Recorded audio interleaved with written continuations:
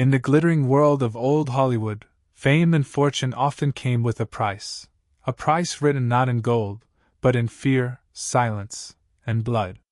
Behind the spotlight, the Mafia's shadow crept through the studios, the clubs, and the lives of the stars we adored. Some were tempted. Some were trapped. And some were buried, not in graves, but in scandals, secrets, and betrayal. Today, we uncover the stories of 5 Golden Age Hollywood icons whose lives were forever marked by the Mafia's dark hand. From movie legends who played gangsters on screen to stars who owed their fame and their downfall to real crime lords behind the scenes. These are the tales that Tinseltown tried to forget. This is 5 Golden Age Hollywood stars who were buried alive by the Mafia. Number 1. Bugsy Siegel, the dreamer who died for Hollywood. Benjamin Bugsy Siegel wasn't born in Hollywood, but Hollywood wouldn't be the same without him. Charismatic, ruthless, and ambitious, Siegel was one of the original architects of the Las Vegas dream. Yet behind the tailored suits and silver smiles, he was a man playing with fire. When Siegel moved to Los Angeles in the 1930s, he quickly blended into Hollywood's elite circle. He threw extravagant parties, dated movie stars, and became the mysterious figure every actor wanted to know, and every studio feared to cross. He financed films, opened nightclubs, and built connections between mob money and movie glamour. But his dream, the Flamingo Hotel, became his downfall. The project spiraled out of control, costing millions more than expected. The Mafia wanted answers. On a quiet June night in 1947, Siegel was shot through the window of his Beverly Hills mansion, his Hollywood dream ending in a hail of bullets. Even now, no one knows who pulled the trigger. Some say it was betrayal from inside his circle. Others whisper it was a warning, a message to all of Hollywood: cross the mob, and you're next.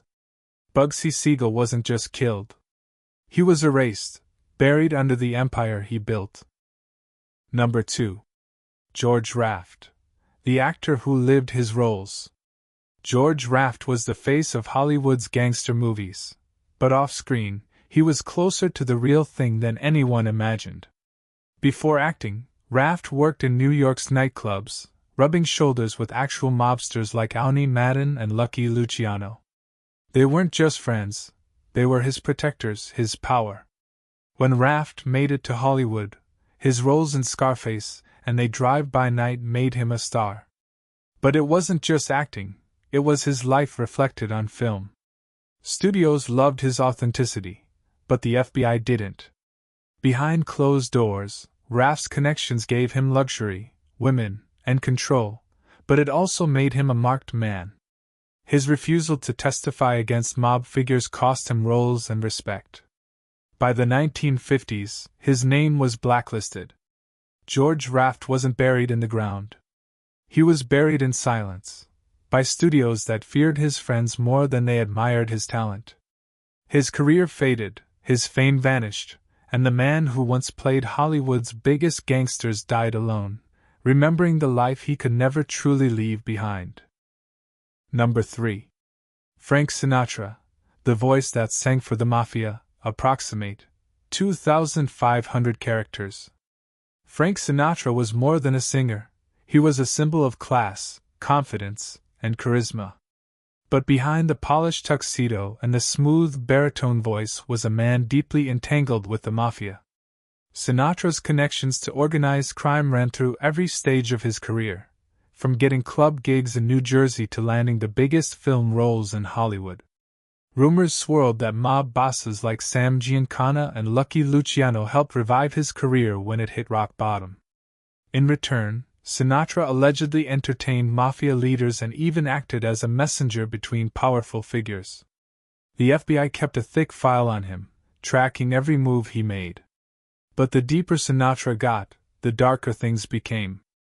Insiders claimed that when Sinatra tried to cut ties and distance himself from his mob friends, they threatened him. One chilling legend says Sinatra was forced into the desert one night, a warning from those he'd crossed.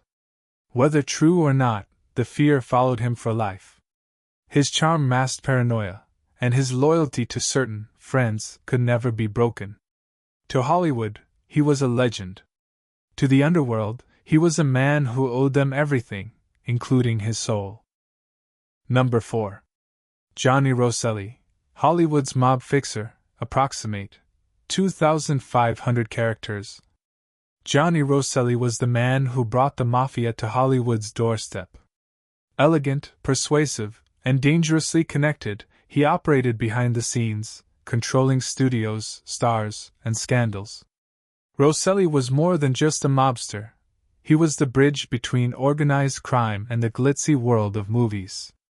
He handled problems, for producers, silenced gossip reporters, and made stars disappear when their secrets became liabilities.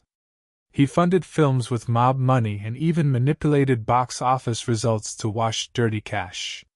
His presence was so strong that actors feared crossing him, because when Rosselli made a threat, people ended up missing. But his downfall came when he knew too much. After years of secret involvement with the CIA and the mob, including plots to assassinate Fidel Castro, Rosselli became a liability. In 1976, his body was found stuffed inside a steel drum floating off the coast of Miami.